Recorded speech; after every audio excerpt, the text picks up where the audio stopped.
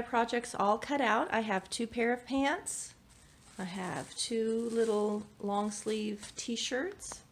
And I have, sorry, crazy camera work here. And I have 2 little jumper type dresses. They have the little strap over them, almost like a little overall type dress. So I have, altogether I've cut out 6 items out of my fabrics, and they all kind of mix and match with, well, not these 2 to each other, but they match with the 2 knit colors that I have. And so I'm going to start with the pants because it's super fast and easy and will not take me any time at all. I think I'm gonna do this assembly line. So I'm going to do both pair of pants at the same time, and then I'll do both t-shirts at the same time, and then both dresses at the same time. I'm going to use white overlock thread to construct them, and then I will top stitch any top stitch work that has to be done in the same color as the outer. This bright colorful one, I'm just going to have to pick something. It might be white for its top stitching. And this particular pattern, which is Simplicity 8706, has 3/8 inch seam allowance, which is just about exactly the serger width seam. So I can just serge this together fast and quick. I've already done my serger test and made sure I've adjusted it so that it looks the way I want. I'm using 4 threads today instead of 3, and you can see it has a nice give for the knit, and this is how it looks on the outside, so it's going to look nice and pretty. And I'm ready, and I've tested it also on the flannel just to make sure the same stitch does well on the flannel. Now the flannel does not have any give on it, but the seam looks great. So now I'm ready to sew. This pattern happens to be one of the easiest to put together. Instead of having a front and back leg that you sew together at a side seam and the under leg seam or the crotch seam, it's just put together in one. And this is how leggings, some pajama pants, a lot of things are done that way. So the only thing you have to really worry about is knowing your back from your front. This is the back. It has 3 notches. The front has 2 notches. And if you, like the other piece I have already cut out, you can see that the front's shorter and the back is longer, which makes sense because there's more room to cover in the rear end when we sit down. So I've got my gray one ready to go, and all you do is I'm going to separate the 2 legs. We want to make sure that we keep, there is a difference right and wrong on this. It's a little hard to tell, but I'm going to do it this way. It's very close. Like that, and then so I'm folding to the inside like this. And the first thing we're going to do is sew this little seam right here.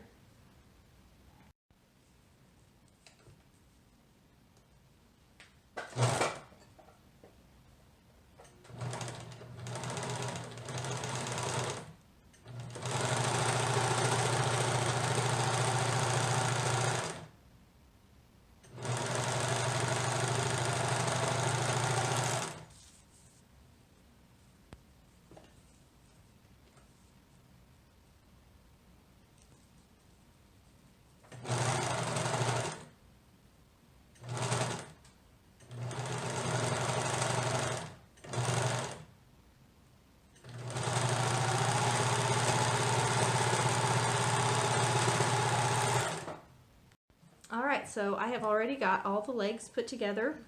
They're still attached for 2 pair of pants. So now I'm just going to separate my little chain, and then these go together at the crotch. So you open up, see this U shape, and that's where they're going to sew together next. You're going to turn one around so it's on the right side.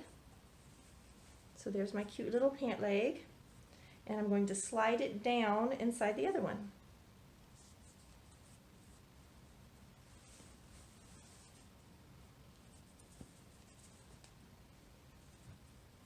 This just makes it easier to put together on that U-shaped seam. So now my seams go right together, and I will pin this one. Make Make sure everything stays together nice. One nice thing about this is a really nice quality, a little bit heavier weight t-shirt knit. It could even be a bottom weight knit. It's not Pant, but it is a nice heavy knit, and it sticks to itself pretty well. So like when I line things up, it pretty much stays there, which is nice, but I am going to pin it extra security. Now for the family who's getting these this clothing, I'm going to actually mark my front and back, because on pants like this, it's really hard to tell. This is the back, this one's the longer one, this is the back. So when I go to do my waist seam, I'm going to make sure and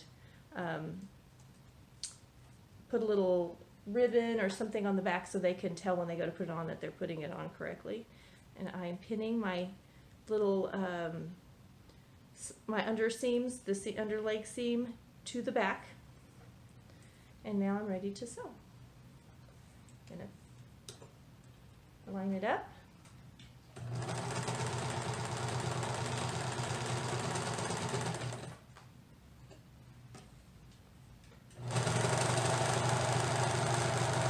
Try not to stretch. This is you don't want to stretch your pants out.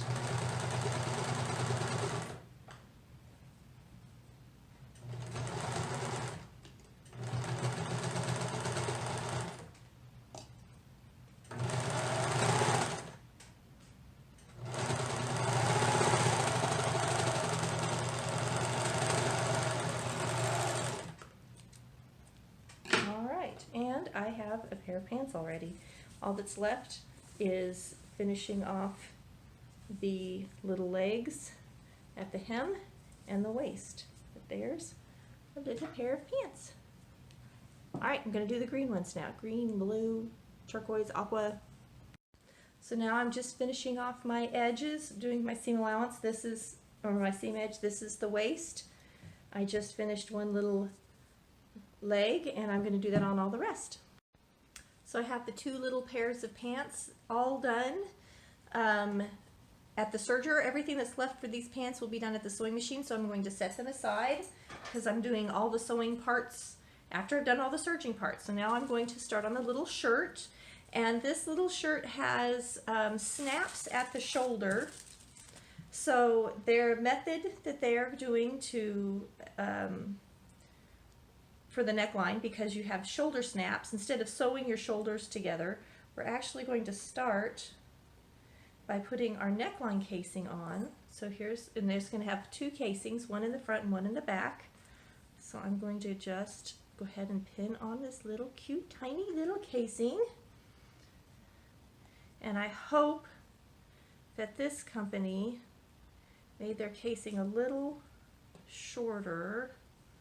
Not by much, but I think it's going to be okay. You want your ribbing or your little neckline edge in knit to always be a little smaller, a little shorter than the actual neckline of the shirt. I'm going to fold this in half and mark my half on my little ribbing piece. Now you could get really creative with this. This would be really cute.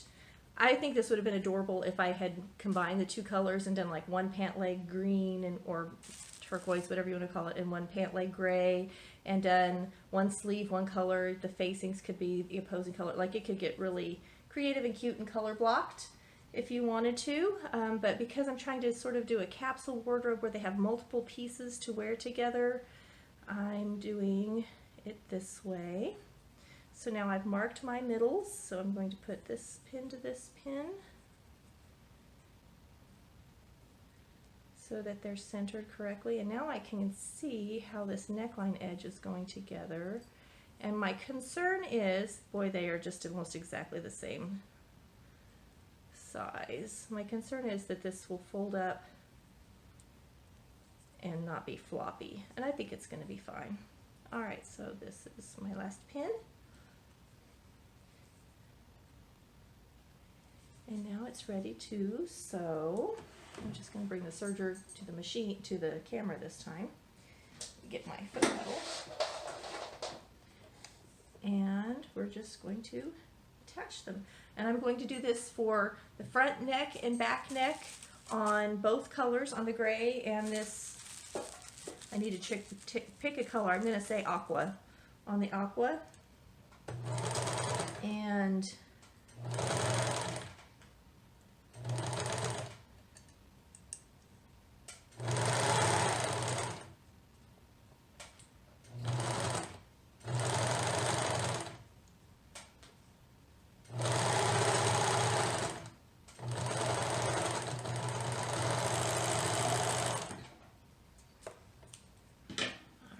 this is the little neckline. Just going to fold it up so you can see. That looks really nice. So I'm going to go ahead and do this on all of these pieces, and I'm going to check real quick okay, the back, because this makes this self-facing and it folds over and has a snap at the shoulder, the sleeve will be attached out here, but this part snaps together near the neckline. The back is the shorter piece. The back is the one with the less, and the front is longer, which means the front is going to fold over and go over the back like that to snap on. So just curious before I went any farther. All right, I'm going to keep going. So I'm top stitching in the hem on my little pant legs, and I'm just using a straight stitch. I lengthened it just a little bit to 3.15, and when you're top stitching in a knit like this, you don't want to pull it because it will actually permanently stay pulled out. It'll stretch it out, but you also don't want to be too tight, or when you go to put the garment on, it'll pop the stitches. So you just have to play with it a little bit. Definitely do a little sample piece to see. Some people will just do a zigzag. I just don't like the look of a zigzag for a finish as a rule. The other option you could do is a double needle option, which I don't own any right now, but I need to get some double needles so I can show you how nice that looks. It makes a nice look finish for the back of the hem, and it actually is stretchier. So a double needle is a really good option for finishing off a hem on a knit. So here's the finished little pant leg, and let's see if I can pull so you can see there is a little bit of give, not a ton, but hopefully enough that it won't pop the stitches, especially since it's not a super tight leg. If this were leggings for an adult that were, really tight, where you put your foot through and it could stretch it a lot, I would say get a double needle, but it works great for these little baby clothes. So I'm going to do both pant legs on the gray and the waist, and then go on to the shirt. I've been treating this project sort of like in manufacturing style and doing each thing the same, but now that I'm top stitching and using gray thread, I'm not going to go back and forth and change my thread. So I'm going to do all of the gray together now, and then do the aqua green next when I change thread colors on the sewing machine. I'm going to go ahead and put a little ribbon tag in the back of the little pants so that the person can tell the front from the back when they go to dress the child, because it looks very similar. So this is the back of my pant, and I just cut a little piece of ribbon that's about 2 inches long, and I'm folding it in half. And I'm going to sew it down to the seam allowance before I put the waistline casing in. And because ribbon does fray, especially the scroll grain ribbon, I'm going to zigzag it into this seam allowance right here, and then I will be able to turn over and do my waistband.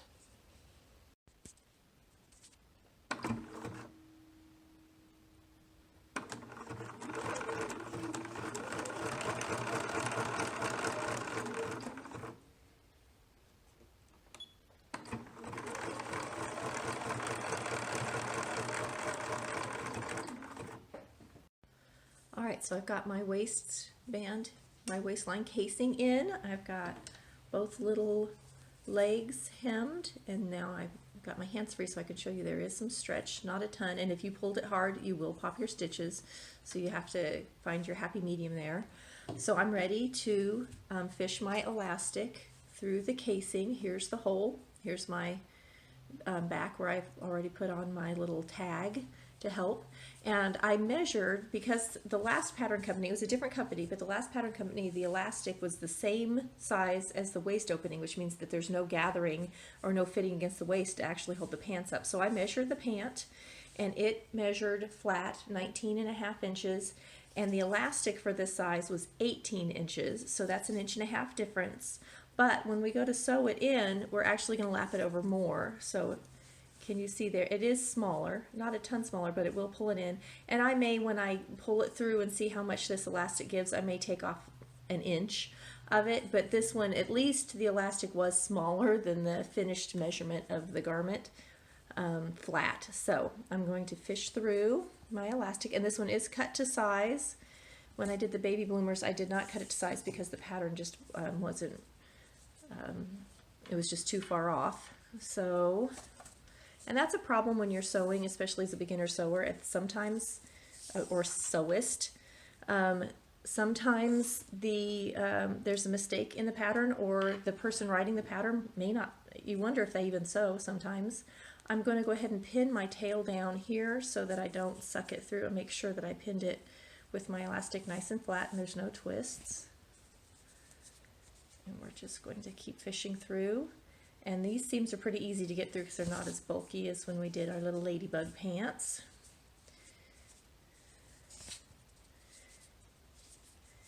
And I'm almost around already.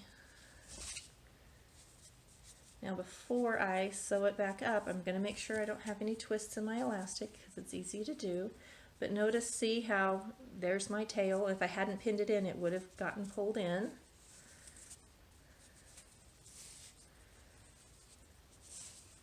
All right. Yay. Okay, so I'm around. And I'm going to overlap these. Pull gently. Overlap them like this. Put a pin in to hold it. And I am going to cut off about an inch. The rule of thumb for bigger children and adults is elastic should be at least 2 inches smaller than the waistline of the person, not the waistline of the clothing, but of you. So if you took your waist measurement and you were a 32-inch waist, you would want your elastic to be about 30. And then of course you have a little overlap in there, but that just makes it tight enough to stay up on your waist. If the elastic isn't tight enough, it just won't, it doesn't do its function, which is keep your pants up. So now I've pulled over my excess that I'm going to be cutting off. I'm going to set my machine back for a zigzag, sink my needle, pull out the pin.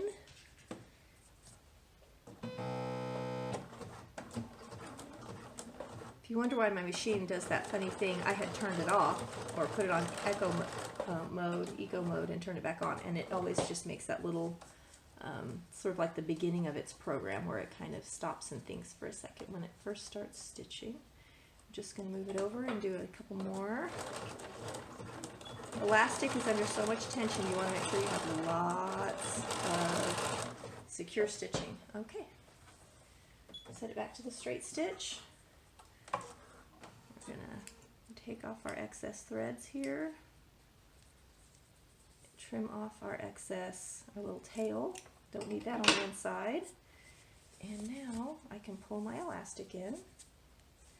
And all that's left is to finish this off. Oops, I've got my, there we go. So now I'm going to just top stitch that shut. And I'll do the exact same thing on the little aqua colored pants when I go to do the aqua outfit. All right. Whoops.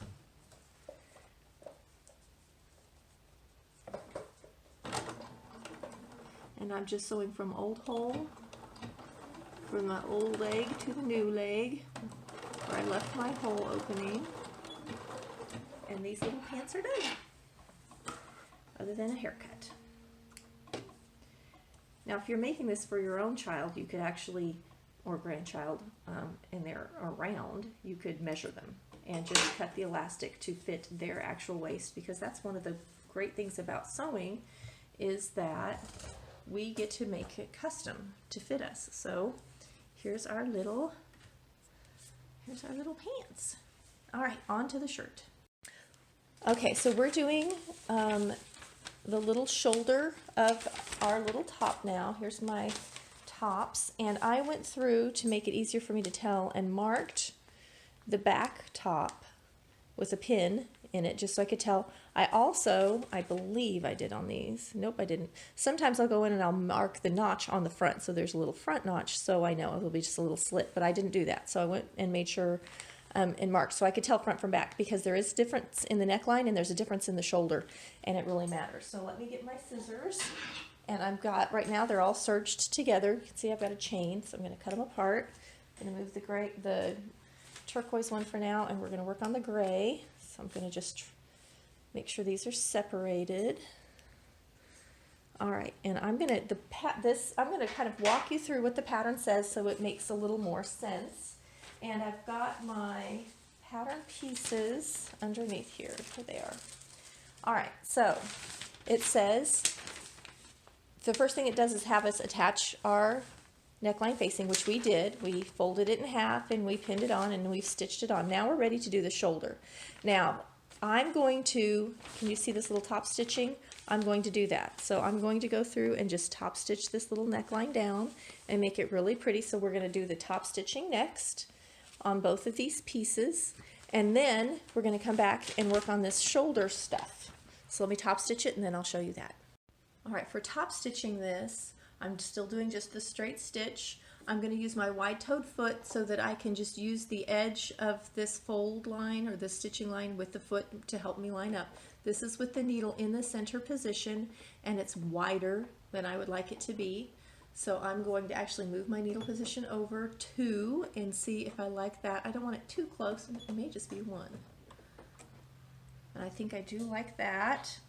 So let me just show you. We're just going to stitch carefully. Whoops, let me get my foot control where I can, there we go. Now I am going to back stitch. This will be hidden. This is going to be in the seam line, but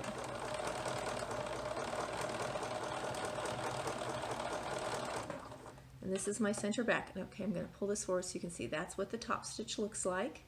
And I like it, it's very pretty. So I'm going to do that on both pieces. All right, so here's my back pattern piece. Here's my back garment partially finished, and now we're going to actually use these little circles.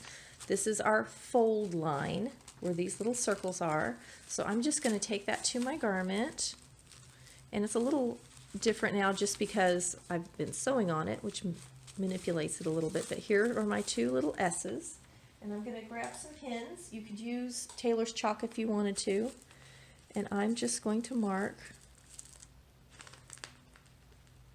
how far down that is so that I know this is where the final fold line is. So this is all going to be folded down like that on both sides, and then I have the same thing for the front.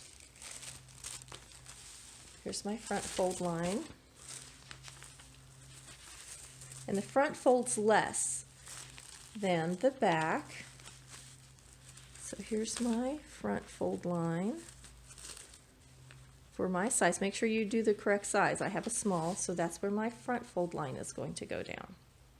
Okay, so when you're reading your pattern and it says press seam towards garment, pressing the band out, so that's pressing this seam down so the band stands up. Straight stitch or zigzag close to the seam, which is this top stitch right here. On the inside, trim close to the stitching, which we didn't have to do because I've serged it. It looks great. If you were doing something else, you may have to do that, but I don't think you would. If it's a knit, I would just leave it the way it is. Now it says turn your shoulder edges. So we've marked where the final seam is going to be. Turn them under 1/4 inch. Now I've serged mine, so I'm not going to do this. If you did not serge, I have a thread here that's bothering me. If you did not serge, you're going to turn this under and stitch it like that, and then you're going to turn it under again. So that's your final, and stitch it one more time. But we also have got to get a snap in here between those sometime in there. So you either sew on the snap last, you can do the hand sewn snap, or you can do this kind of snap. So let me show you the 2 snaps because we've got to make decisions as we sew. So here's the hand sewn snap. You can sew it at the very end, or this is the kind that has the little grommets that lock in. And if you want to use this kind of snap, you have to do it before you sew the garment down, or you're going to have a big ring showing on the outside. And I know you can buy manufactured clothes that are that way, but it's not very attractive. It's nicer to have the snap hidden. So I have both kinds here, so you can see this one has like teeth, and it actually goes into the garment. So you could use either one on this, and I haven't decided yet. I'm going to pull one of these out and do a little sample and see if I like it.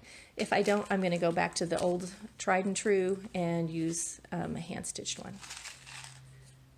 Okay, I'm going to show you how to do one of these set-in snaps. I have a snap setter. If you don't have one, you can buy a tool that you use a hammer, and then it has a little metal piece that's used to go over these snap ends so it doesn't flatten and ruin them. I read on the back of the package it said to use a spool like this and hammer it, but I'm just telling you, if you hit this with a hammer, it's just going to break into pieces. So I do not think that's a good idea. If it were an old-fashioned wooden spool, that might work, but these modern plastic ones won't. So you're going to have two of these little rings with teeth, and you'll have to mark exactly where it goes. I'm just doing this on a scrap for now, and you're going to push that through on your mark. And then depending on which side it is, so if it's the top of the garment, it will usually it'll have the nose, the one with the little pointy outy thing in it, will sit on top, and they actually will just kind of slide onto each other, but it's not fixed. And then you use your tool. You don't want this piece. I'm going to slide it around like that, and they slide onto each other. It actually just fits in like this, and then you pull it, and that's what it looks like. So that's one side. The other side, where it lines up, is going to kind of be the same thing. You're going to put through the little teeth. Now this one, the one with the hole, can be a little hard to tell which side is up. And if you look really closely, the inner hole will look larger on one side, and that's the bottom. That's going to go against the teeth that you just poked through. Let's see if I can pick it back up. Here we go. I'm going to just line them up to each other. Now on some garments, and that's when you would use this little thing, this actually will fit inside that hole and hold it, but it'll also poke a hole through your fabric. So you don't want to do that unless you want an actual hole. This side also you could just hammer with a block. It's a little harder. I think this side's always harder to get. There we go. Get it inside. Try and get it centered. Squeeze it. That's it. And then they snap to each other. And that's how the snap looks on the outside. And that's how it looks on the inside. Now you can buy decorative snaps like that have a pearly, pretty outer part here that would show. And if you're doing that, you want to make sure you get the pearly part would go against this plastic so you don't scuff it up and scratch it against the metal of your snap setter. These actually come in different sizes. This is sort of a good generic everyday size, which is what these are. I'm trying to decide if this is what I want to use on this baby garment or not. It's only going in the little shoulder corner here at the neckline. This part's going to be sewn into the sleeve to hold it. So I like this. I think it looks professional and nice, and it holds really well. What I am concerned about though is if you pull on it like this, can you see how the fabric really pulls? So on knits, you can get a hole. Look at that, really fast, which is the thing that's making me think, I don't know if I want to. And I probably would put some interfacing inside here just to make it even more stable with a snap like this, where if I hand stitch the snap in, it doesn't look quite as professional, but it's also not as hard on the garment and less likely to pull apart. So I love the look of this. I just think it looks more professional, but on this particular thing, I think I'm going to go with a hand sewn in snap. So anyway, that's how to use this snap if you choose to. These are great. You can also buy snap tape. So if you're doing a baby garment where it has, you know, the snaps around the legs like a sleeper or something, you can actually just sew in the tape, and the tape is nice and stable, and it has the snaps evenly spaced, and it's a great and easy way. So if I ever work on a project like that, I need to get me some snap tape and show you how to work with it. It's really nice. Okay, so I've decided I'm going to hand sew my snaps in. So I'm just going to fold these down and top stitch them on all the shoulder parts. And I'm going to do all the handwork at the very end. So I'm going to sew the buttons on the little dresses last, and I'm going to sew the snaps on these very last after I've done all the other work. So let's go ahead and fold down all of our shoulders and top stitch them. I just want to show you real quick on the back. Here's my fold line, and it has a straight line. And here, see these circles? That's actually where the shoulders are going to meet up. On the front, they're the same line. So this is my front fold line. Here's my back fold line. But when I go to sew them to each other, they're going to line up like that. All right, it's a little confusing because this one, the circle and the fold line and everything were on the same. These, they were separate, but that's how it's going to work. So I have it folded down. I'm going to go ahead and top stitch these, and then I'll show you putting them together.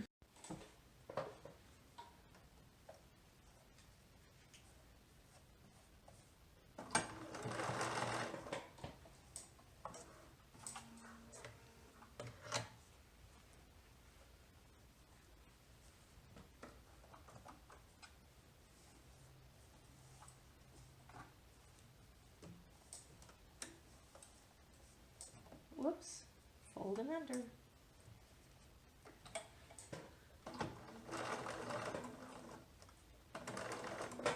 All right, so now that those are attached to each other, I'm going to pin in my sleeve. And I did mark on my sleeve, can you see the 2 notches? So that's the back of my sleeve. And I know that this is the back of my shirt because it's on the underneath of this shoulder.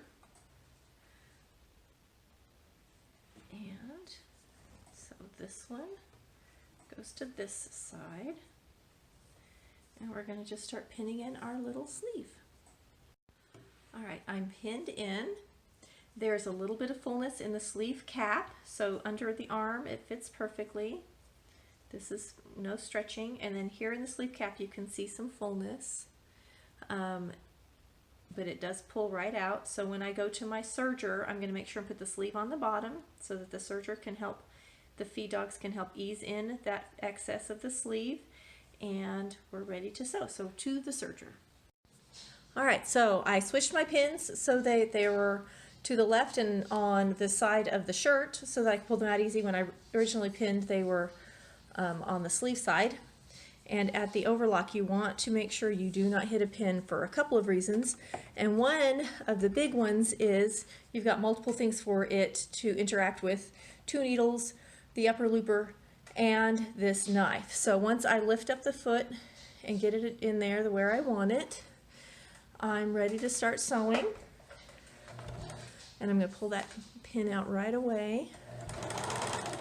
I'm not stretching anything. Letting the feed dogs handle it, and you have to really watch that you don't have any folds or loop overs. And you're also going to be sewing a curved thing, the sleeve cap, to a flat thing, the armscye of the shirt. So there's lots to watch for. And I'm going to just lift this up. See how this is folded? If I was not paying attention, I could stitch that across, and it would give me a very ugly wrinkle on the other side, and it would be permanent because the knife is in there cutting away anything excess. So we are going to make sure and pull that as taut as I can. Let this go through.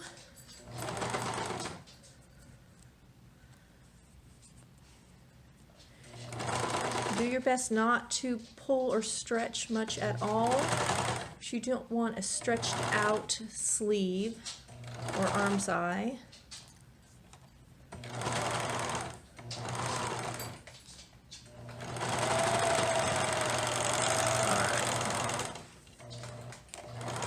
Let's see how it looks. So I'm going to just flip this around. And there's our sleeve. All right, so now I'm going to go ahead and do the other side. All right, so I have 2 little sleeves in. Let me just flip this around so you can see. Here is the sleeve. It's the flat method of sewing in, which is the easiest, and with t-shirt type garments, that's the usually the best way. I have a few threads to trim here, but there's my 2 sleeves, nice and flat. And so the next thing is the side seam. So we're going to take, this is the sleeve at the hem. It hasn't been hemmed yet at the edge. We're going to pin it, and then we're going to come down to the seam where the sleeve meets the armscye and pin that. And the seam normally will push into the sleeve. So I'm going to kind of twist it that direction, and now we're going to go down towards the hem. I've not serged my hem yet. I usually like to go all the way around after the side seam is in. So here's the side seam. And then I want to, as I'm putting these pins in, I'm just going to look and see which one is my front. And this is the front, so I want to make sure when I stitch this, this piece is on top so that my seams look nice. So what happens if you look at this garment, you can see this is the top edge of the seam, and it's going to show the right side of the seam, the right side of the seam, and the same with this will all be on the front. So that just makes it an easy way for me, even by being consistent with my stitching, to tell my front from my back.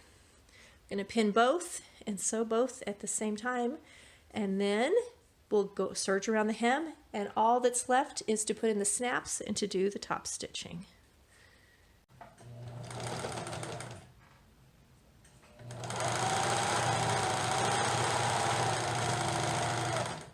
When I get to this seam right here, I want to make sure the machine doesn't push it over. So I'm going to make sure that it stays in place. And I'm double checking the back too. I don't have any fold over. Make sure all my excess threads are hanging down. Keeping the pin out of the way of the needle, but using it to help guide my fabric through.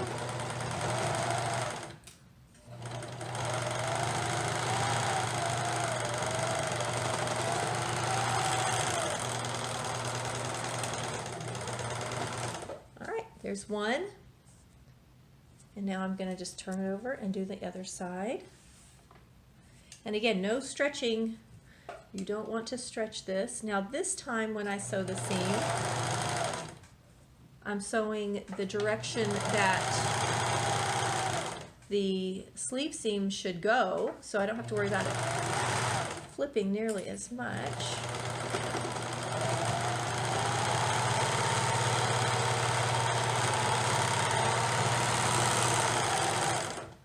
And now we're going to do the hem.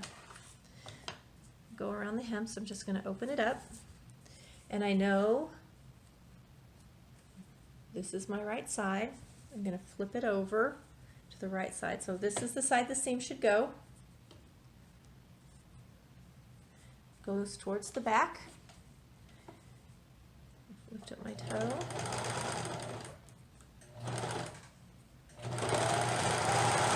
Because I want the right side stitching, or the top of my serge stitch, on the right side of my fabric. So then when I turn up the hem, the prettier side of the serger stitching will show. Pushing my seam the right direction before it gets there. Some sergers will stretch and you'll actually see some lettucing from behind, so you have to watch. If that's the case, if you have a differential feed, you can adjust your differential feed. Or you might need to adjust the presser foot tension, the presser foot pressure, and I'm just going to pull this up. That button right there is presser foot pressure, and you can adjust it for how hard the presser foot pushes down against the feed dogs. And you may have a high pressure there, and it stretches your fabric too.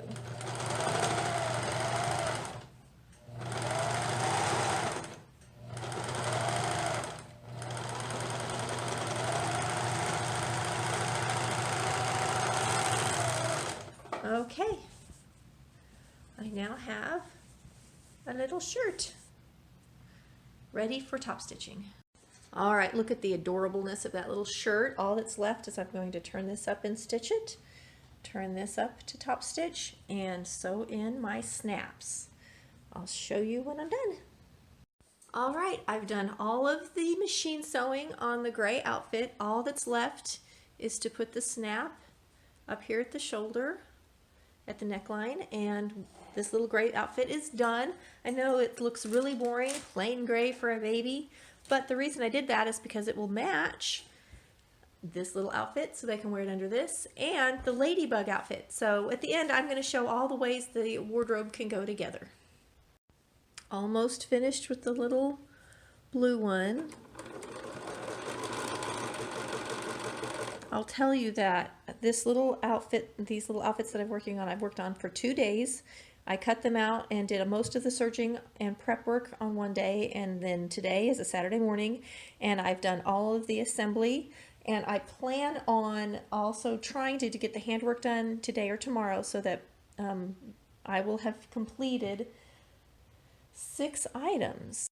My total sewing time will be about 3 hours, not including it. I'm not sure about the handwork. That may be the thing that adds a little more time to it, because I have got 2 snaps per t-shirt, and then the little jumpers that I made, I'm going to be putting multiple snaps on so that the straps are adjustable plus buttons. But I kind of think maybe a half hour's worth of handwork total. We'll see. Okay, I have completely done all of the machine work on all of my little garments. Here's the little dresses too. All that's left is handwork. So I'm going to break now and go eat, because I have not eaten yet today, and it is noon, and my tummy is growling loud enough you can hear it in the camera. Time to sew the snaps on my little adorable top for these little baby clothes. So I'm just going to show you how this is the front of the garment and the top of the little neckline where the snap is going to go. This is the back. I'm going to take my threaded needle. There's my big ugly knot, and I'm going to go inside on the back here like this and come up kind of where I want to start my snap, and that puts the knot where you can't see it, which makes me happy. Okay, and then we just have to decide which side we want to put the, what I call the nose, which is the part that sticks up, and which side we want to put the little hole.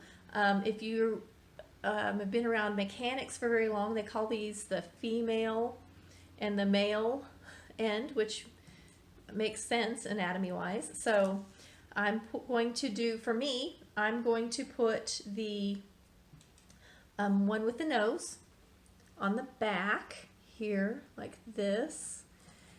So we're going to line it up. There's my, where I came out. And I'm just going to come into the little hole. And I have a double thread. I have a double layer thread. And it really helps to hold this with your nail, your thumbnail. And I'm just going to go 3 times through. This is exactly how I did it on the little dress. I have a little bit of a long thread. It's easier if you don't do it too long, but I was hoping to get all 4 snaps sewn with 1 thread, but I kind of don't think I'm going to be able to. And when it's long like this, you tend to get little, see the little loop, which you can just pull on the individual threads to get rid of. It also helps if you beeswax your thread, which I'm out of beeswax right now, so can't do that. When I'm going through to take the bite of my fabric, I'm not picking up anything from behind. I'm only getting the top layer of fabric going between the 2 layers of the neckline. So I've done my 3 times through. You can do 4. Now I'm going to put my needle in between the 2 layers, come up at the next hole, and there we go. I'm going to just rotate this around and do the same thing again.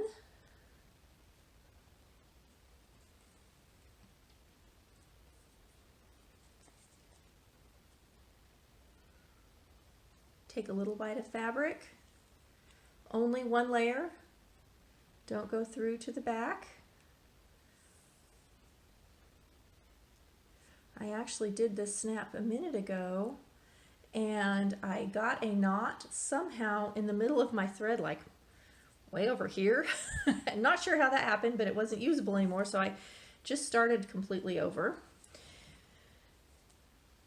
And that's sometimes what happens when you use too long of a thread. So now I've gone through this one, and I'm going to insert back in, come through the 2 layers up at my next little hole.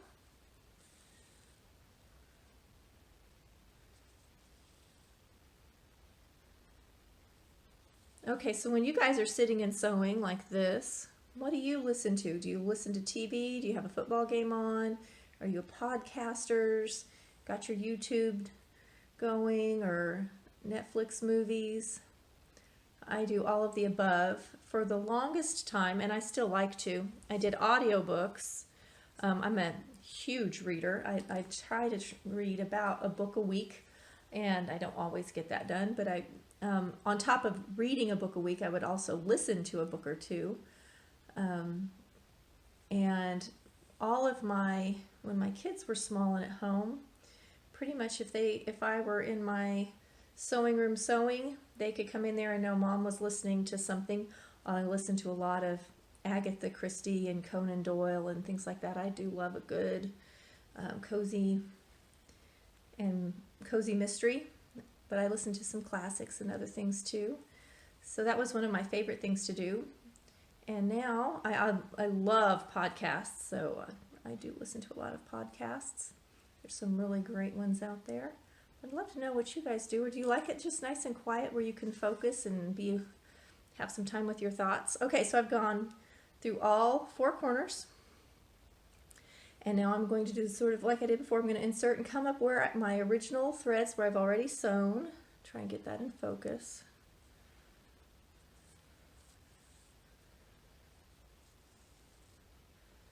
Okay, and this is where I tie off, so I'm going to pick up one of those old threads. Don't want it to make it messy. Make my little loop to make a knot, and I'm going to do that a couple times. And you don't want your knots to show, if at all possible. And then I still go back in and leave it, kind of put a tail inside and come out, and then I trim it off here. So I've got 2 knots here on this,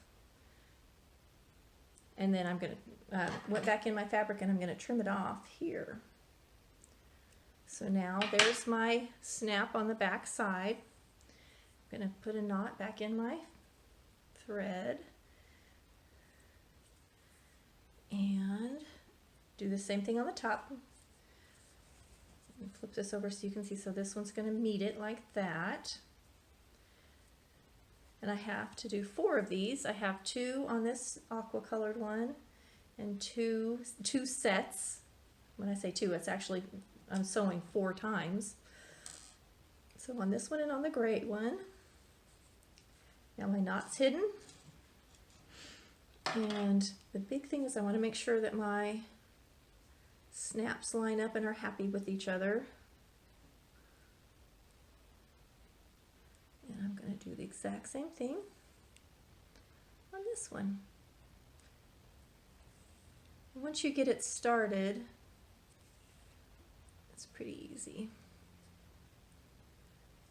And just make sure you don't come through to the front, so when you're going across to do the next hole, you don't want any little threads popping through. You don't want to see your stitch on the right side of your garment. All right, so that's the basics of doing a simple little snap, hand sewn snap. And I'm going to go ahead and do all of these, and then I will show you when I'm through.